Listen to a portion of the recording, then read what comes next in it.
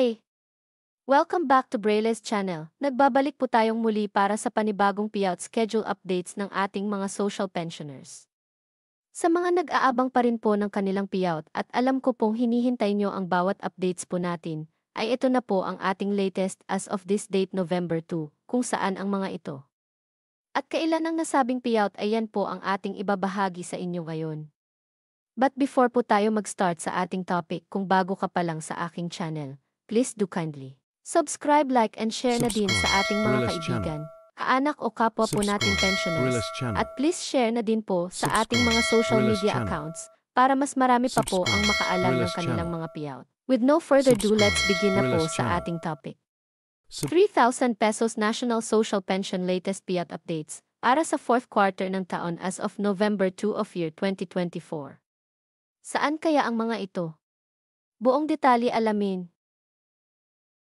Narito na po ang latest payout updates ng ating National Social Pension as of this date. Umpisahan po natin sa probinsya ng Santa Maria, Davao Occidental. Nakaschedule na ang inyong payout this November 4 na mag-start ng 8 to 12 ng tanghali.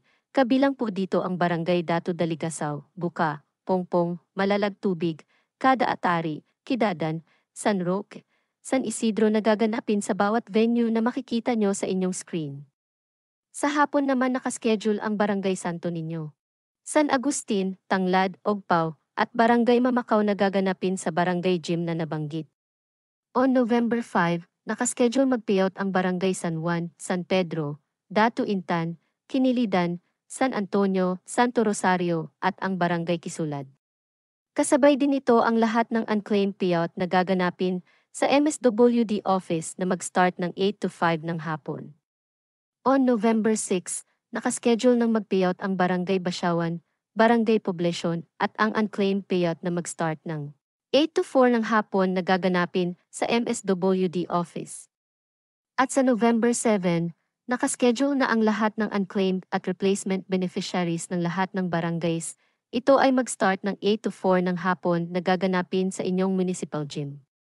Ang sumunod na payout ay sa probinsya ng Barangay Lutuban, Zamboanga, Negros Oriental. Nakaschedule na ang inyong payout this November 14 na gaganapin sa Lutuban Covered Court na mag-start ng alas 10 ng umaga. Ang next po natin ay sa probinsya ng Barangay Proper Tugisan, Bansod Oriental, Mindoro. Nakaschedule na ang inyong payout this November 7 na gaganapin sa God Building na mag-start ng 1 to 4 ng hapon. Ito po ay para sa fourth quarter ng taon at sa mga hindi nakakuha noong third quarter. Ang next po natin ay sa probinsya ng Barangay Lagundi, Kiamba, Sarangani Province. Nakaschedule na po ang inyong payout this November 12 na gaganapin sa Kaspala Hall, Barangay Lagundi na mag-start ng alas 8 ng umaga. Ang sumunod po natin ay sa probinsya ng Barangay Duyon, Rizal, Cagayan. Nakaschedule na po ang inyong payout this November 7 sa inyong Malaweg Gymnasium. Ang next natin ay sa probinsya ng Barangay Binaglalo, Cagayan. Nakaschedule na po ang inyong payout this November 6 na gaganapin sa Tukalana Gymnasium at mag-start ng alauna ng hapon.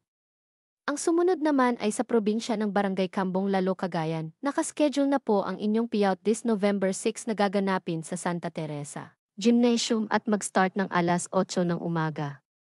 At ang panghuli natin ay sa probinsya ng Barangay Lower Bisiril, Boljon, Cebu. Nakaschedule na po ang inyong payout this November 5 na gaganapin sa inyong barangay hall at ito ay mag-start ng alas 9 hanggang alas 12 ng tanghali. That's it. Ito pa lamang po ang mga bagong naglabas ng kanilang payout schedule as of this date.